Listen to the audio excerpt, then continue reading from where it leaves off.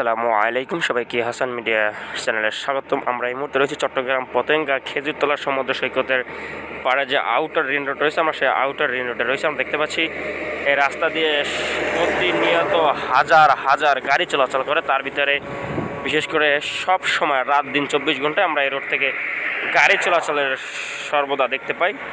তো এখানে প্রচুর পরিমাণে আসলে কুয়াশা, এবং সেহেতু সমুদ্র এই দিকে রয়েছে তাই কুয়াশার মাত্রাটাও বেশি। আর এই দিকটা হচ্ছে সি বিচ নেভাল যাওয়ার যে রোড, এটা হচ্ছে এই দিক থেকে যায়। আসলে বঙ্গবন্ধু টানেল সহ এই দিক থেকে যাইতে সুবিধা, তাই এদিকে সেই যাওয়ার পথ। তবে কুয়াশা কিন্তু প্রচুর পরিমাণে, জায়গাটা কুয়াশা, যেটা অন্যরকম একটা অবস্থা। সকালে এখানে অনেক মানুষ আসে, তারা আসলে তাদের নিজ নিজ কর্মস্থলে যাওয়ার জন্য এই জায়গাটা দিয়ে আসলে তারা গাড়ি আসে, ওই অটো গাড়িগুলো, সেই অটো করতে করে তারা এখান থেকে CEPZ যায় এখান থেকে।